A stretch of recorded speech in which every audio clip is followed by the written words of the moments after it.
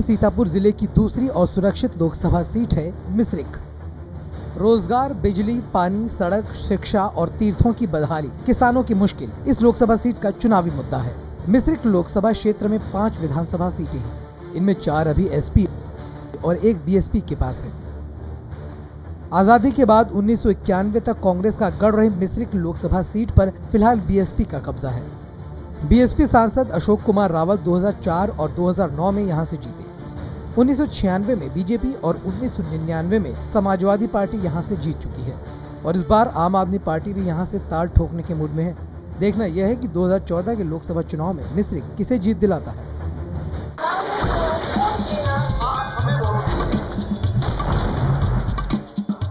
नमस्कार, मैं हूं पंकज झा।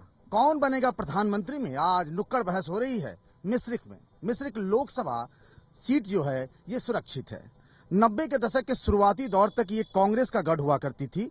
लगातार 7 बार यहाँ कांग्रेस के सांसद रहे। खुद रामलाल राही ही लगातार 4 बार सांसद रहे। उसके बाद बीजेपी भी यहाँ से 1 बार जीती, समाजवादी पार्टी भी जीती। लेकिन पिछले 10 साल से इस सीट पर बीएसपी का कब्जा है।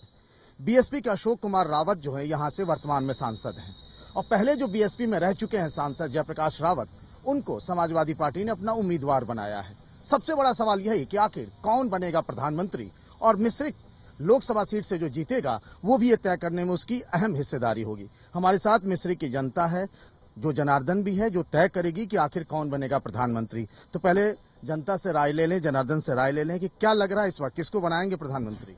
इस बार सर प्रधानमंत्री पद के योग्य सबसे अच्छे उम्मीदवार श्री नरेंद्र मोदी जी हैं, जो कि भारत के भविष्य का एक सुखद सपना देख रहे हैं।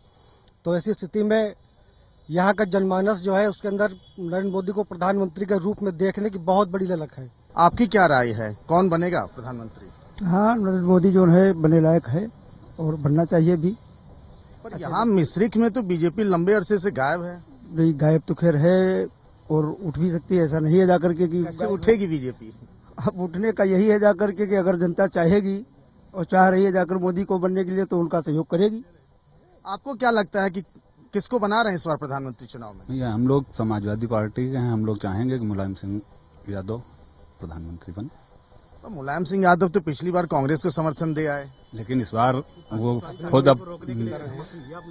इस बार तो वो खुद हैं। अब जैसी परिस्थितियां बनेंगी उस हिसाब से वो देखेंगे। चलिए, हमारे साथ कुछ खास मेहमान भी हैं। हमारे साथ समाजवादी पार्टी के रामकिंकर पांडे जी हैं। इसके अलावा हमारे साथ आम आदमी पार्टी नई पार्टी जो है इसके हमारे साथ अपूर्व पांडे हैं और बीजेपी के प्रेम तिवारी भी हैं। बीएसपी को भी हमने बुलाया था, उनके प्रतिनिधि को भी कि आप आए, जनता के सवाल होंगे, लेकिन बीएसपी के कोई प्रतिनिधि हमारे साथ, मेरे साथ बीएसपी के भी एक हैं जो कह रहे हैं। ये बताइए कि बीएसपी क्या करेगी इस बार, कौन किसको बना रहे हैं प्रधानमंत्री? प्रधानमंत्री मैं बहन कुमारी मायावती जी को बनाऊंगा और उनकी जो कानून व्यवस्था है, उनका जो विकास की नीति है वो सबसे चुस्त दुरुस्त रहती है। नहीं, अभी जो रैली हुई थी उसमें तो बहन जी ने कहीं ये नहीं कहा कि मुझे प्रधानमंत्री बनाओ। नहीं, बहन जी ने नहीं कहा है ना, लेकिन हमें तो बनाना है। हम पब्लिक के लोग हैं, हम जनता हैं और हम उनको चाहते हैं और प्रधानमंत्री के रूप में देखना भी चाहते हैं। आपको अच्छा लगा कि बहन जी ने कांग्रेस को सपोर्ट कर दिया दिल्ली में? नहीं, जिस समय जरूरत थी उस समय सपोर्ट किया था। चलिए रामकिंकर जी, एक बात बताइए कि समाजवादी पार्टी के आप हैं, कैसे लगता है कि मुलायम सिंह हिसाब किताब बना पाएंगे प्रधानमंत्री बनने के लिए?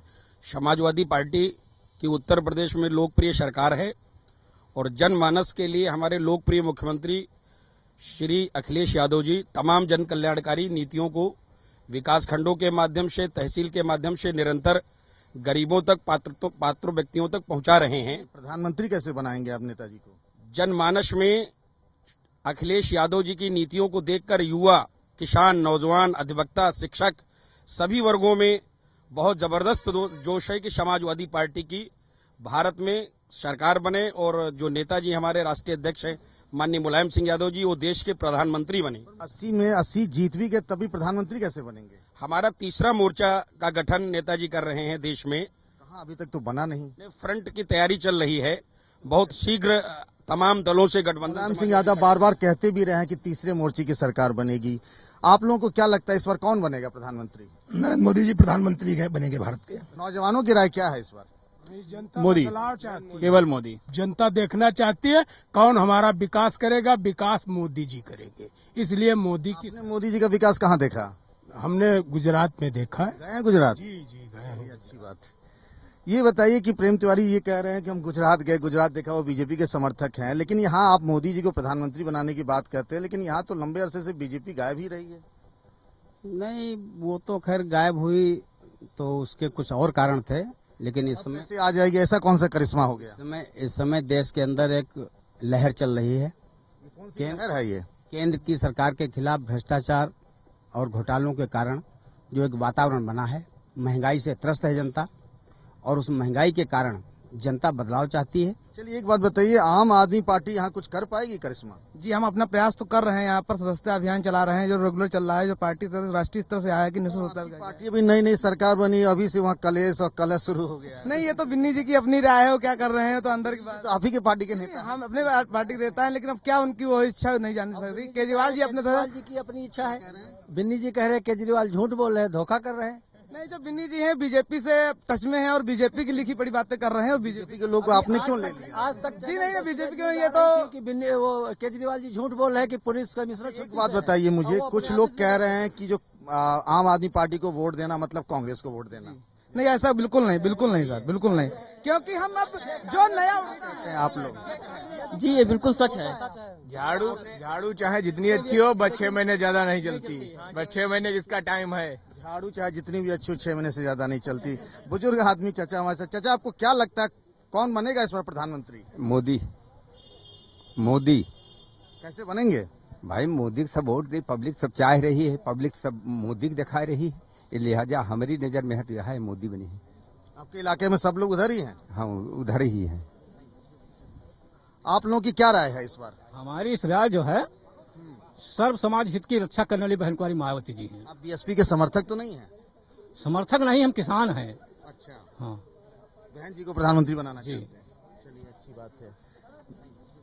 ये बात बताइए कि बीजेपी के जो कह रहे हैं, यहाँ पर ऐसा आपको मोदी के अलावा कुछ ऐसा फैक्टर दिखता है जिसके भरोसे बन पाएगा?